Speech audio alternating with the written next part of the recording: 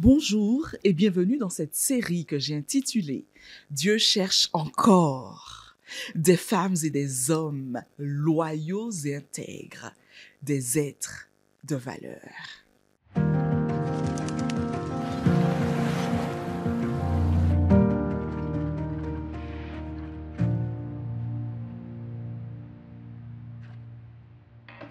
Je déteste les promesses. Je ne fais naturellement confiance ni à ceux qui en font, ni aux promesses en elles-mêmes. Vu que j'ai souvent été déçu, je m'en préserve. En décembre, je te promets que je ferai cela. Si tu obéis, je te promets que.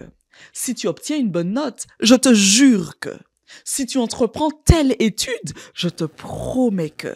Si tu m'acceptes dans ta vie, je te garantis que. Si tu m'épouses, oh là là, je serai. Tu peux compléter la liste de promesses à ta guise.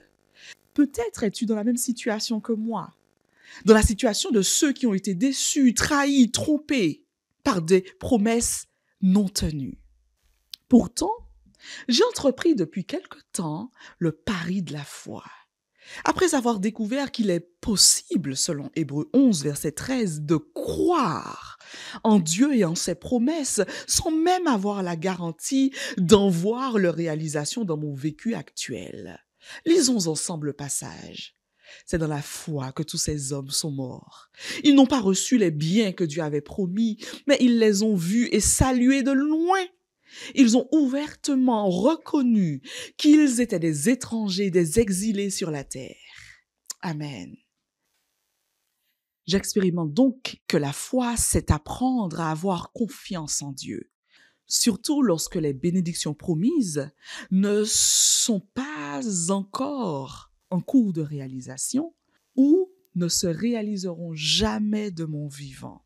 En somme, Dieu se plaît à observer des personnes dont la foi transcende les circonstances présentes et arrive à voir au-delà du présent, avec l'espérance de ce qui est à venir.